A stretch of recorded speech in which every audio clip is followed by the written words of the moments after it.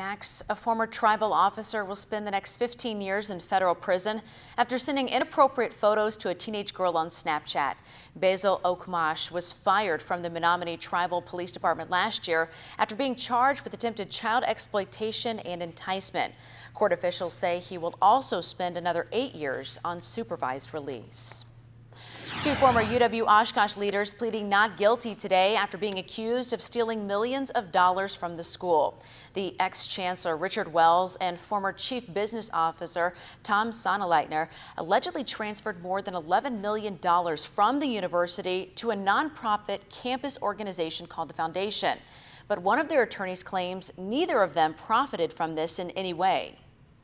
Again, I want to stress that nowhere in the criminal charges is there an allegation that either former Chancellor Wells or former Vice Chancellor Sonnleitner personally profited from any of the alleged activities. It was the university, its student body, and its mission that were helped with in conjunction with the efforts by the UW-Oshkosh Foundation.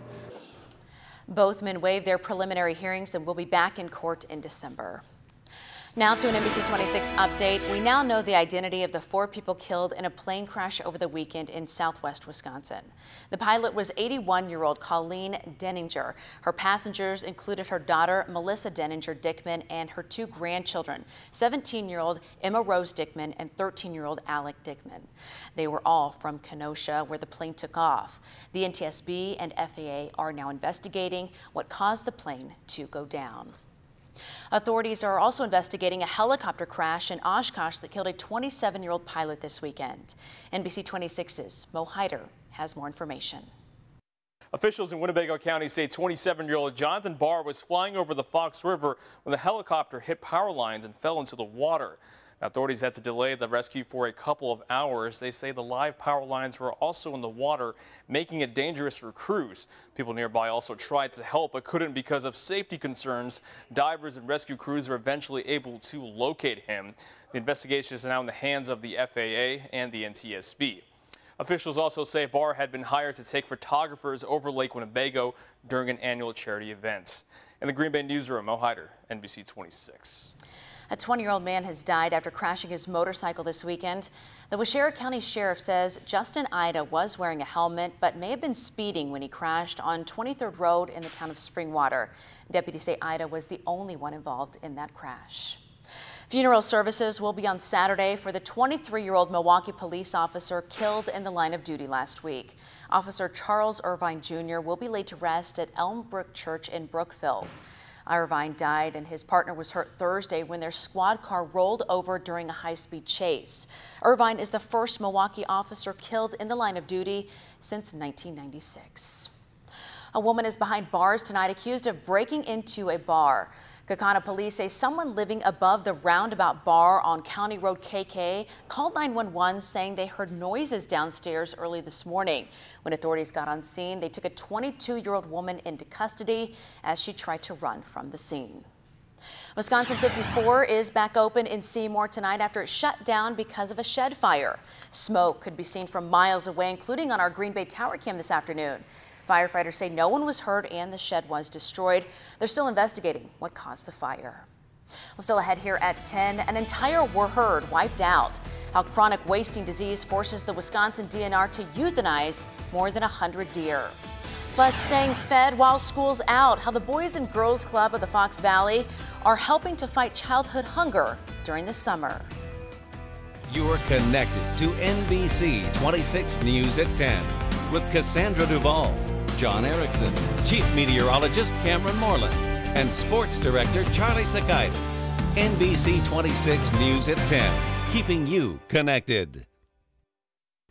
An entire herd of white-tailed deer on a Wisconsin farm have been euthanized because of chronic wasting disease. The DNR says more than 100 deer were euthanized in Iowa County last month after about 20 tested positive for CWD.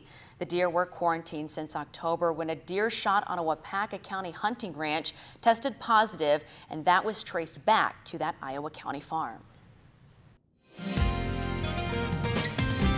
And now, your Storm Shield forecast with NBC 26 Chief Meteorologist Cameron Moreland. So far, June has been cool. High temperatures have been at or below normal 8 of the first 11 days, but today was not one of those days.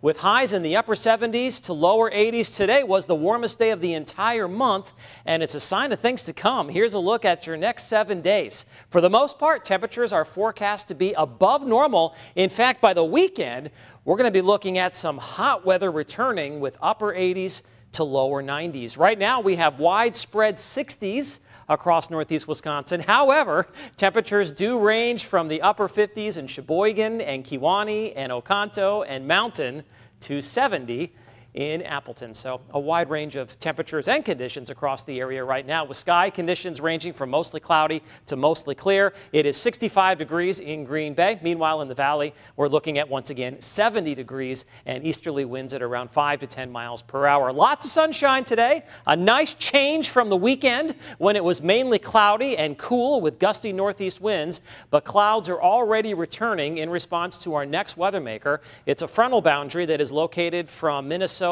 down into eastern Kansas, and this frontal boundary has been active, especially the southern part of it. We've had a lot of severe weather across this part of the country over the last 3 to 6 hours, and we will watch those thunderstorms gradually work off towards the south and east and dissipate. Now, the northern part of the frontal boundary is also producing some showers and thunderstorms, but they're more scattered or isolated, and that's what's headed our way for tomorrow. Here's Skycast at 8 o'clock. Look for a lot of clouds tomorrow morning, maybe a sprinkle or a shower. Then as we move into the afternoon, we'll see clouds mixing with just a little bit of sunshine.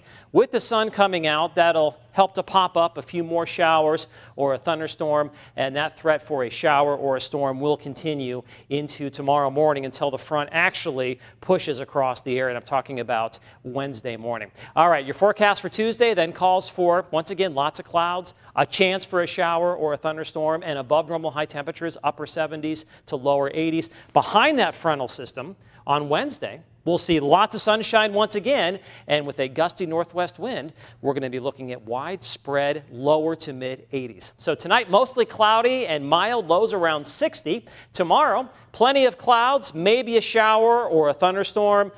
Many of us could make it through the entire day without even seeing one raindrop, but there's going to be that chance with high temperatures in the upper 70s to around 80 degrees. If you want to check out the Pack tomorrow at Ray Nitschke Field at 11:30 for their OTA, you can expect temperatures to be climbing through the 70s.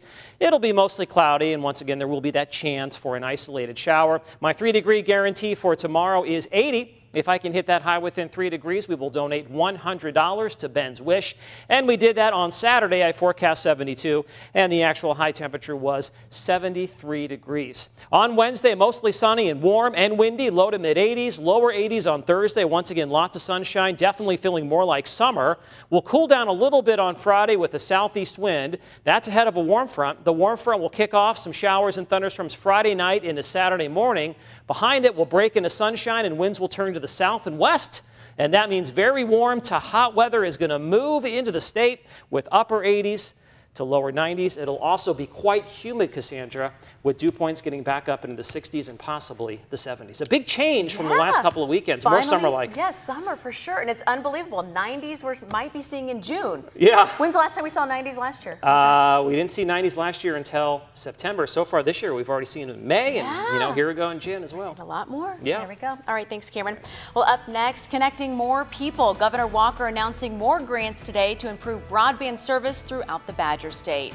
And keeping food in when school's out. How a Fox Valley nonprofit is helping families in need while their kids are out for the summer. Governor Scott Walker makes a stop in Oconto Falls this afternoon, announcing another grant to help extend internet access across the Badger State. So far, they've awarded nearly $8 million of broadband grants to 33 Wisconsin counties. The largest grant awarded was this afternoon's for Oconto County, worth $600,000. Part of the Teach grants now allows schools to put hotspots on school buses, which means the excuse that we used to have was my dog ate the homework. Now is I couldn't get broadband on the bus, now goes away because they can do it on the bus on the way in and the way out. So they got to figure out some other excuse along the way now. But it was really to make sure that we had access to high-speed internet connections all across the state. Other northeast Wisconsin counties who've already received some of that funding includes Marinette, Dorr, Kewaunee, and Sheboygan. A food that's in while school is out. The Boys and Girls Clubs of Appleton and Menasha are now serving free meals to children every day through August 16th as part of their summer food service program. The program fills the void left when school's out for the summer, and some families struggle to feed their kids when school lunches are not available. The free meals are available to kids under 18 and those who are living with disabilities. A lot of our kids do qualify for free and reduced lunches. For some of them, this is the only meal or meal times that they'll get for the day. So they come to us hungry, and we want to make sure they don't leave us that way. If you'd like more information about the program, give the Boys and Girls Clubs of the Fox Valley a call. That number is 920-750-5801. Well, Green Bay native Tony Shalhoub wins a prestigious Tony Award last night. He won the award for Best Actor in a Musical. And even though Shalhoub is pretty far from home, the Green Bay East High School grad is inspiring current drama students here to keep tracing their